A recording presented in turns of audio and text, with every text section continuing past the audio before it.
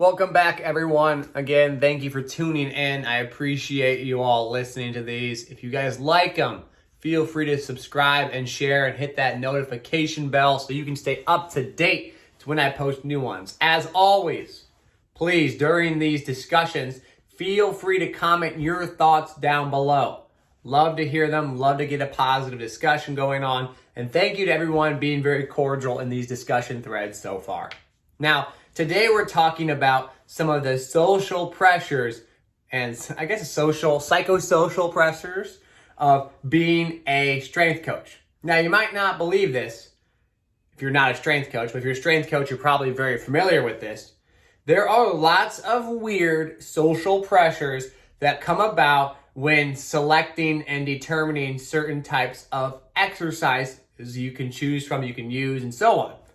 What I mean by that is, for some reason, style of training is often associated with a type of identity. In other words, I do this kind of training, I do that kind of training, so on and so forth.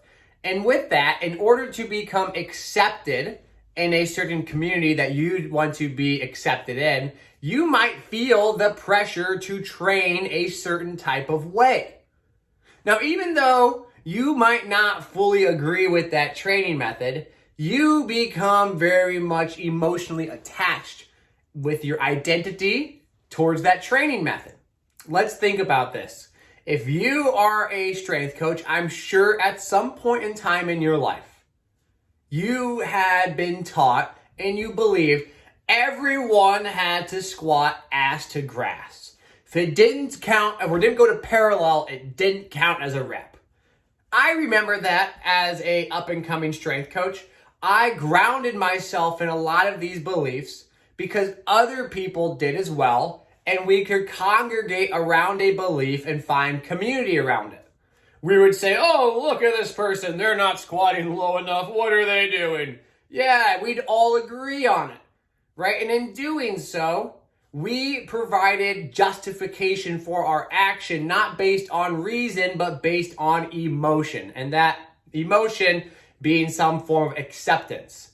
So there's a weird pressure to do what others are doing. On top of that, you might see a coach who you think is successful and who you want to be like. And so in order to be like them, you want to mimic the style of training. You might think that their success is hinging or is contingent upon how they train. And maybe you want to catch their eye to get a connection, be like, look, they see I'm doing their kind of training. Maybe we're going to be pals and build a community around this type of training, and they can help me get a job. Whatever it might be, coaches deal with these quite a bit, and they deal with the pressures of judgment. So often in the gym, they'll select, and I say they as this broad term, I've done it myself, select exercises not because I think they're the best, but because I fear being ridiculed for selecting them.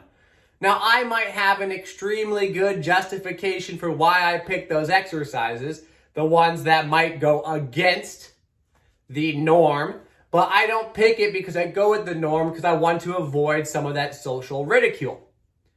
This is extremely common, and it is especially common when you look at things from an identity emotional standpoint and not from an athlete first standpoint or client first, and an objective kind of breakdown as to what someone needs.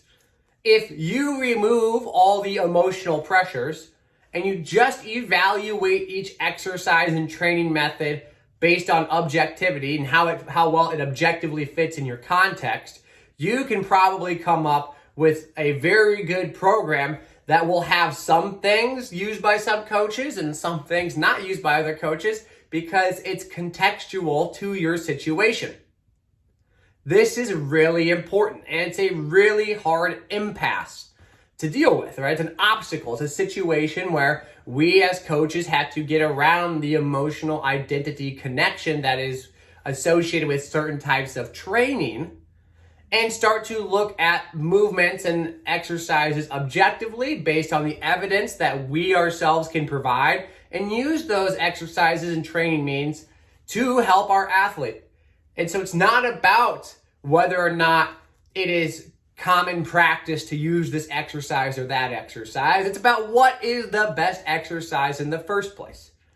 And so the more we can remove the idea of my self-value and worth and importance being associated with a certain type of training method, and more about just the objective nature of the effectiveness of that modality for my athlete, the more progress we can make. If I could speak, I apologize.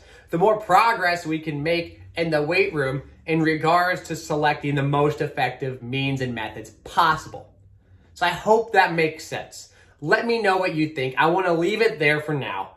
And it's something I've struggled with before in the past. So I just want to share it, be honest, be candid, and be open in these conversations.